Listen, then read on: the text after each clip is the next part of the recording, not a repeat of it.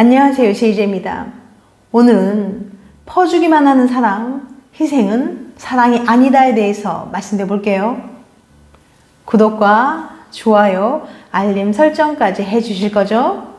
그럼 바로 시작할게요.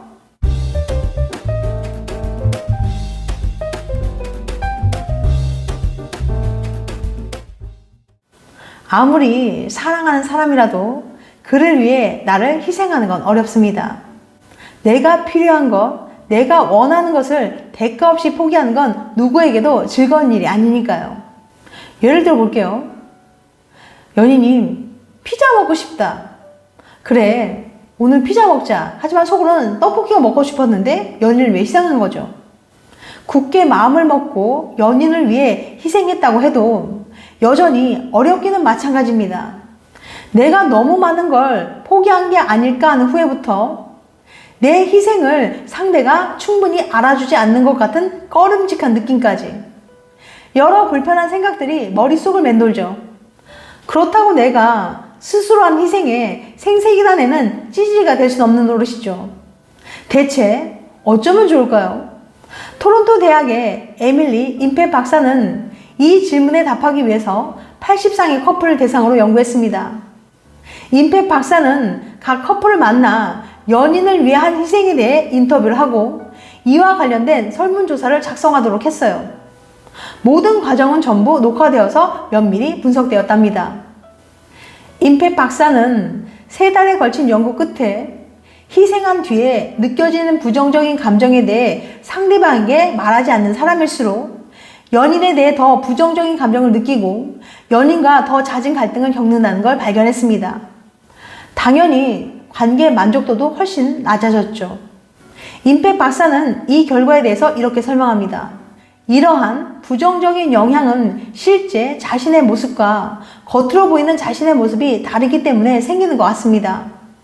실제로 희생을 하고 나서 내가 느낀 부정적인 감정의 정도와 상대방에게 표현한 정도의 차이가 클수록 관계에 미치는 부정적인 영향도 더 컸어요.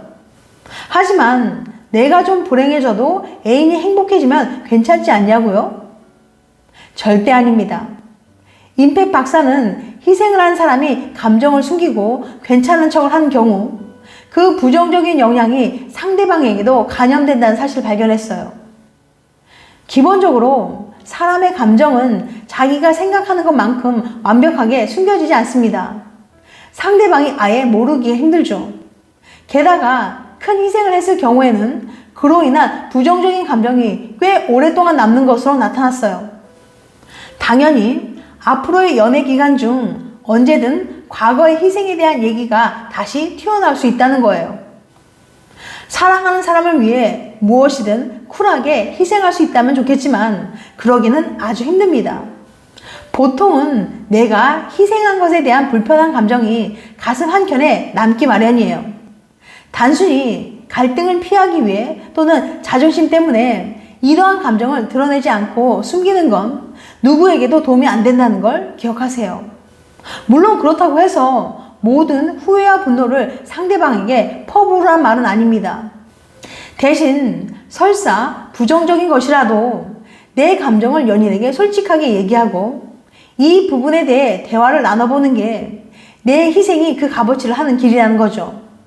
예를 들면 앞서 연인이 난 피자 먹고 싶어 그랬을 때 나도 그렇게 대답했었잖아요. 그런데 이번에는 사실 난 말이야 피자만 먹으면 힘들어 떡볶이도 먹자 이렇게 얘기하는 거예요.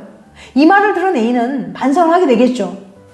마지막으로 사람들은 자기가 한 희생에 대해서는 매우 크게 생각하면서도 상대방이 날 위해 한 희생에 대해서는 별게 아닌 것으로 여기는 경향이 있어요.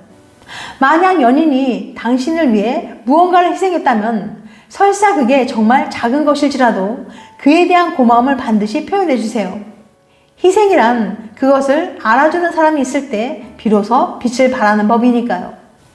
퍼주기만 하는 사랑, 희생은 사랑이 아니다. 자기가 손해를 좀 보더라도 남을 위해 생각하고 행동하는 거 바로 희생입니다. 그래서 희생은 보통 긍정적인 의미로 쓰여요. 누군가 희생했다고 하면 그 사람을 칭찬하고 고마워하죠. 하지만 연애할 때만큼은 이 순수한 단어가 오히려 갈등의 씨앗이 될 때가 많아요. 난 이렇게 희생하는데 넌 왜 내 희생을 몰라줘? 그럼 그동안 네가 날 위해 해줬던 건 날 사랑해서가 아니라 억지로 희생한 거야? 그리고 너만 희생하니? 난 희생 안 해?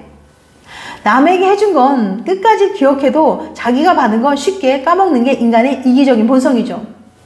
기껏 희생하고 그걸로 싸울 바엔 그냥 희생 같은 거 하지 말고 각자 자기 앞가림 알아서 하는 게 서로를 위해 더 나은 것 같기도 해요. 하지만 애리조나 대학의 캐시 토트나긴 교수는 말합니다.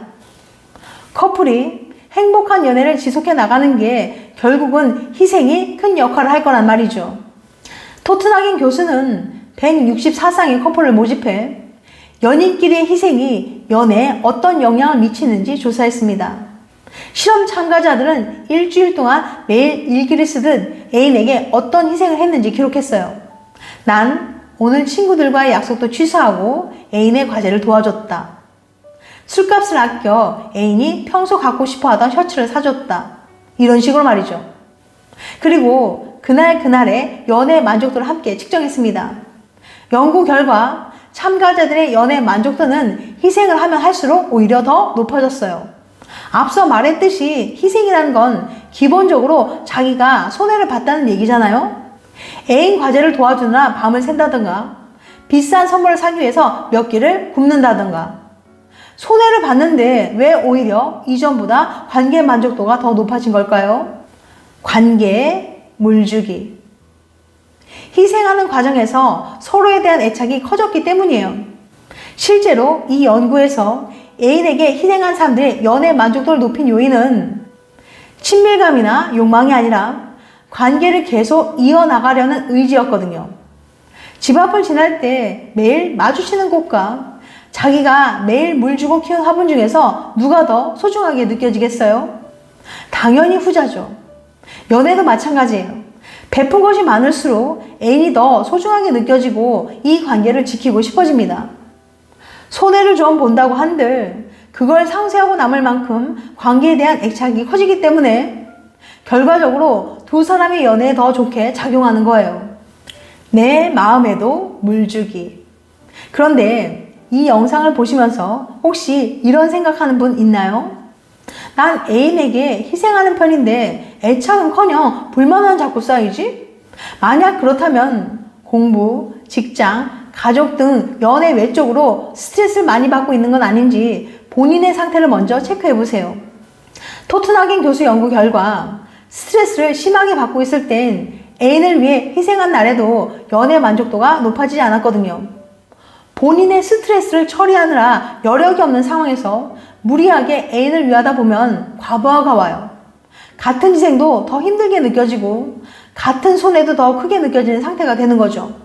이럴 땐 나 자신을 돌보는 게 우선입니다. 마음의 여유가 없을 때는 억지로 희생하면 본인이 힘들 뿐만 아니라 상대방에게도 그 힘겨움이 전달되어서 역효과가 날 수 있으니까요. 나를 사랑해야 남도 사랑할 수 있다는 말 잊지 마세요. 사랑하는 사람을 위해 희생할 수는 있지만 퍼주기만 하는 즉 희생은 사랑이 아니에요. 많은 사람들이 사랑에는 고통이 뒤따른다고 생각합니다. 그래서 사랑을 말하면 노력, 희생, 고통 등의 단어를 떠올리게 되는 경우가 많아요. 그런데 사랑을 곧 희생이라고 생각할 때 우리는 의존성의 그물에 걸리게 됩니다. 연인이 우리의 모든 것이 되는 거예요. 그래서 연인 관계에서 학대가 일어나는 것도 참고 스스로를 낮추고 자존감을 버립니다. 사랑에 의존하고 고통받는 게 당연한 것처럼 받아들여요. 하지만 이것은 그냥 고통일 뿐이에요. 고통은 결코 우리를 행복하게 하지 않으니까요. 내가 모든 것을 퍼줘도 단 하나도 주지 않는 사람에게 희생만 하는 것은 내 무덤을 파는 일입니다. 사랑이 희생이 되기 시작하면 우리를 행복하게 하지 않는다면 관계를 다시 한번 생각해 보세요. 지금까지 퍼주기만 하는 사랑, 희생은 사랑이 아니다에 대해서 말씀드렸어요. 다음엔 더 재밌고 유익한 영상을 찾아뵐게요. 끝까지 시청해 주셔서 감사합니다. 다음에 또 봬요. 안녕.